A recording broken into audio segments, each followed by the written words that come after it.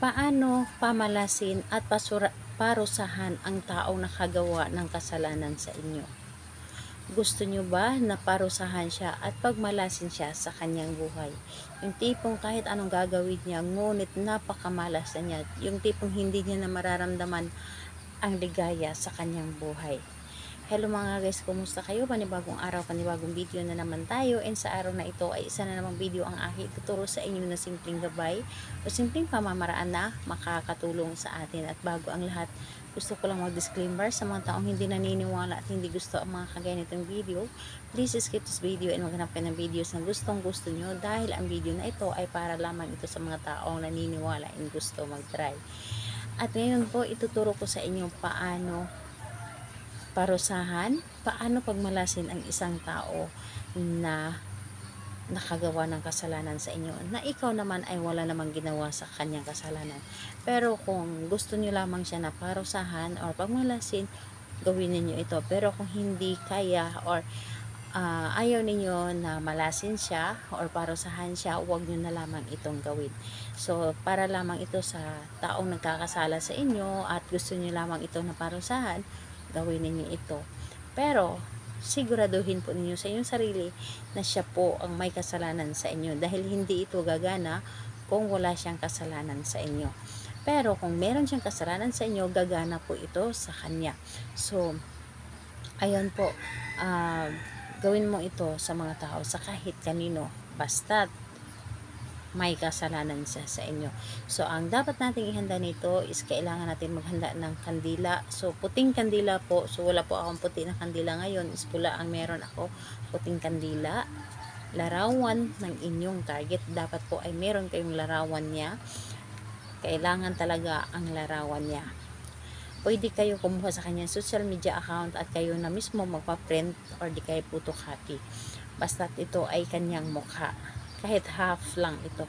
Larawan niya, kandila at panindi. Posporo o di kaya lighter. So, yun lamang ang dapat nating ihanda. And syempre, itim na tela. So, ayun po, kapag handa na yung mga naibanggit ko na ating gagamitin, ay isunod mong ihanda isang inyong sarili.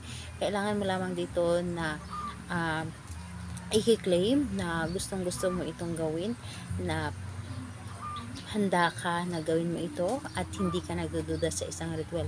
Dahil kailangan natin dito na buo ang loob, tiwala, paniniwala sa paggawa nito upang mapagana natin ang isang ritual na dapat nating gawin. So, kapag ready ka na, ay pwede mo na itong umpisahan. So, ang gagawin mo lamang dito is sindihan nyo lamang ang kandila. Sindihan nyo ang kandila at itirik nyo lamang sa inyong harapan sa mesa po. Itirik ninyo at hawakan ninyo ang larawan ng inyong target. Hawakan ninyo ang larawan ng inyong target at painitan ninyo ito. Painitan ninyo ang kanyang larawan at dasalan ninyo ito. Sambitin ninyo ang kanyang pangalan at apelyido at dasalan ninyo ito. Sabihin ninyo dito lahat-lahat ang gusto ninyo mangyari. Halimbawa na lamang pangalan niya at apelyido. Simula ngayon ay mamalasin ka na sa iyong buhay. Hindi mo na mararanasan ang magiging masaya. Mamalasin ka na at nang dahil dito ay mapaparusahan ka at hindi ka makakatulog. Paparusahan ka sa aking ginawa nito at mararamdaman mo kung gaano kahirap ang buhay na mangyayari sa inyo. So, sabihin mo dito lahat-lahat yung lahat ng mga hinanakit mo, lahat ng sama mo ng loob sa kanya, basta't may kasalanan lang ito sa iyo.